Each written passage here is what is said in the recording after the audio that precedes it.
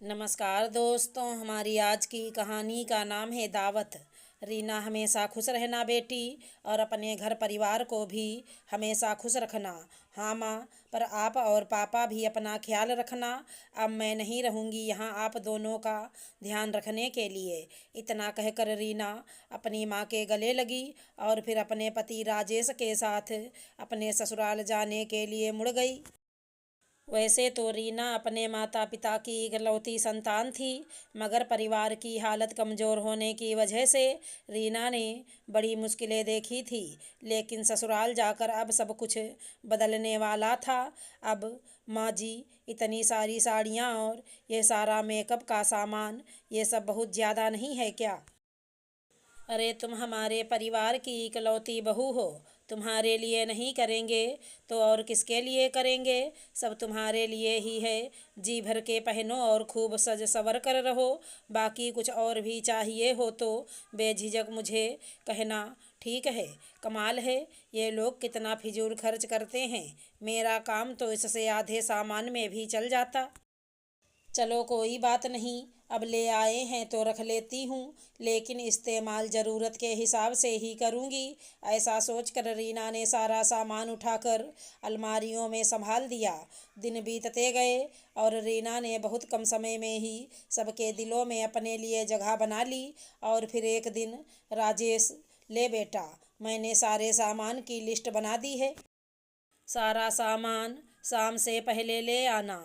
और हाँ, संजू हलवाई को भी बोल देना कल समय से आने को। ठीक है माँ, मैं सब संभाल लूँगा। माँ जी, ये क्या इतनी लंबी लिस्ट? अब घर में कोई दावत होने वाली है क्या? हाँ बेटा, कुछ ऐसा ही समझ लो। वो क्या है ना कि हमारे घर का रिवाज है, हर शुभ काम के बाद गरीबों को खाना खिलाया जाता है। सोचा तो यह था कि तुम्हारी और राजेश की शादी के तुरंत बाद ये भोज रखेंगे, लेकिन उस वक्त फुर्सत ही नहीं हो पाई। लेकिन अब जब सारे काम निपट गए हैं तो सोचा कि ये काम भी निपटा लें। वो सब तो ठीक है माँ जी, पर इतना सब कुछ बहुत ज़्यादा नहीं है। और ये पनीर और गुलाब जामुन मंगवाने की क्या ज़रूरत है? अब गरीबों को ही खिलाना है ना खाना, तो उन्हें तो कुछ सस्ता भी खिला देंगे तो भी चलेगा। नहीं बेटा, ये तो पुण्य का काम है, इसमें कंजूसी करना ठीक बात नहीं। और वैसे भी हमें किस बात की कमी है? कमी अभी नहीं है, पर अगर सब कुछ ऐसे ही चलता रहा तो एक दिन कमी ज़रूर हो जाएगी। माँ जी, माफ़ कीजिए। अब अगर आपको बुरा ना लगे तो क्या इस बार मैं सब कुछ संभाल लूँ? हाँ हाँ, क्यों नहीं बेटा। वैसे भी आगे तो तुम्हें ही सब संभालना है, तो मुझे क्या दिक्कत हो सकती है। ठीक है, तुम और राजेश मिलकर सब संभाल लेना। बाकी मेरी कोई मदद चाहिए हो तो बताना। कांता को रीना की समझदारी पर कोई शक नहीं था। वो यही समझती थी कि रीना को सोच समझ कर खर्च करने की आदत है, जो कि उसके हिसाब से भी एक अच्छी आदत ही थी। लेकिन फिर भोज वाले दिन रीना, यह क्या है, बस इतने से लोग बुलाए तुमने? चलो कोई बात नहीं। अब अनाथ आश्रम और वृद्धाश्रम के लिए कब चलना है? और वहाँ ले जाने के लिए खाना तो तैयार है ना? नहीं माँ जी, वहाँ जाने की कोई ज़रूरत नहीं है। जो होना था हो गया। पूरे 11 गरीब बुलाए थे मैंने और सबको भरपेट खिचड़ी खिलाकर भेजा है। पर बेटा, हमारे यहाँ तो माँ जी, यहाँ जो होता आया है, ज़रूरी नहीं कि आगे भी होता रहे। मैंने सब देख और समझ लिया है। आपने पापा जी की सारी कमाई हमेशा ऐसे ही बर्बाद की है, लेकिन मैं ऐसा नहीं करूँगी। मेरे पति कितनी मेहनत से पैसा कमाते हैं, इसलिए नहीं कि ऐसे ही ढेर सारी भिखमंगों को मेवा मिष्ठान खिलाते रहें। ये पहली बार था, तो आपका मन रखने के लिए मैंने ये सब कुछ कर भी दिया। पर आगे से फिर कभी ये ड्रामा नहीं होगा, साफ साफ बता रही हूँ आपको। अरे, ये क्या बोल रही हो रीना? बहुत गलत सोच है तुम्हारी। मानती हूँ कि फिजूल खर्च ठीक बात नहीं है, लेकिन गरीबों को खाना खिलाना तो पुण्य का काम होता है। बेटा, भूखे पेट से निकली दुआओं से घर में सुख समृद्धि आती है, आने वाली पीढ़ियों का भविष्य बनता है। आने वाली पीढ़ियों का भविष्य ना बिगड़े, इसलिए तो मैं ये सब फालतू खर्च रोक रही हूँ। माँ जी, आपको कोई अंदाज़ा नहीं है, जिस तरह चीज़ों के दाम बढ़ रहे हैं, कमाई नहीं बढ़ रही, तो आगे सब अच्छे से चलता रहे, उसके लिए हमें अभी से सोच समझ कर चलना होगा।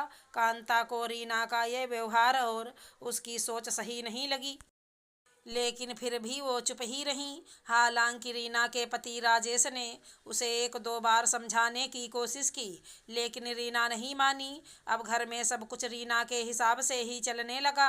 रीना, मैंने तुमसे कहा था ना आज कुछ अच्छा बनाने के लिए, और तुमने ये बनाया खाने में। मेरे दोस्त क्या सोच रहे होंगे, सब कितने मन से तुम्हारे हाथों का खाना खाने आए थे। अरे वो आज मुझे बहुत सारे कपड़े धोने थे, तो समय ज़रा कम था, इसमें भी गलती तुम्हारी है।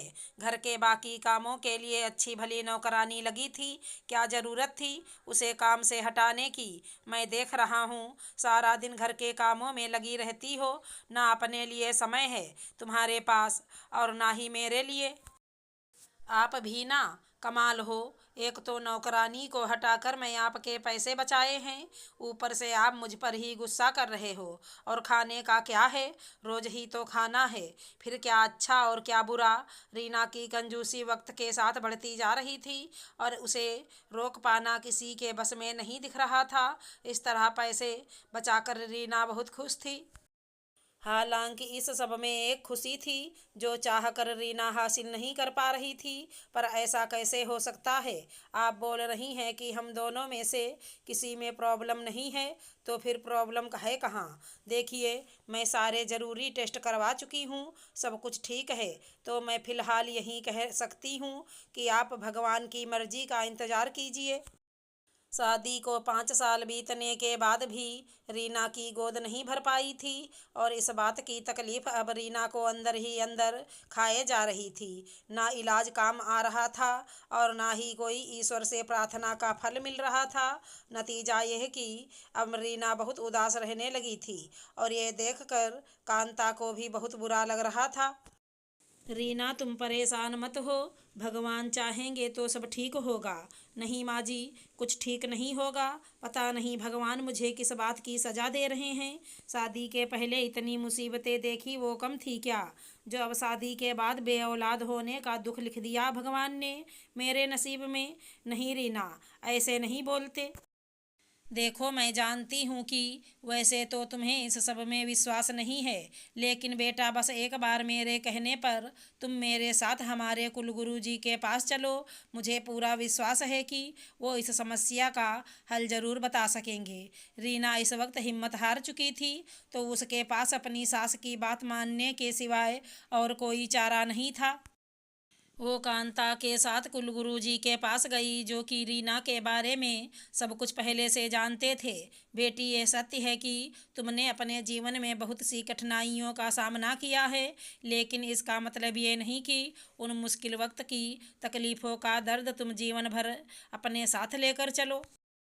जी भर के खुशियाँ बांटो और फिर देखना ईश्वर तुम्हें तुम्हारी खुशी अवश्य देंगे। जी मैं कुछ समझी नहीं, क्या करना होगा मुझे? कुछ खास नहीं, बस अब से लेकर पूरे 3 महीना तक हर रोज़ 5 गरीबों को भोजन कराओ, और ध्यान रहे भोजन ऐसे करवाना जैसे साक्षात ईश्वर तुम्हारे घर पधारे हों और तुम उन्हें भोजन करा रही हो। क्या पूरे 3 महीना तक? लेकिन इससे क्या होगा? ये तो बस रीना आगे कुछ कह पाती उससे पहले ही कांता ने उसका हाथ पकड़कर चुप रहने का इशारा किया। सच यही था कि रीना को ये सब फालतू खर्च लग रहा था, लेकिन फिर भी उस कुलगुरु जी की बात माननी ही पड़ी।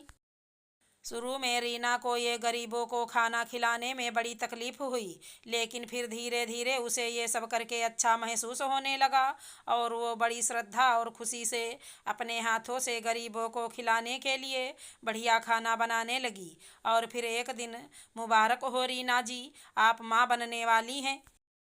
डॉक्टर के ये शब्द मानो रीना के लिए किसी अमृत से कम नहीं थे।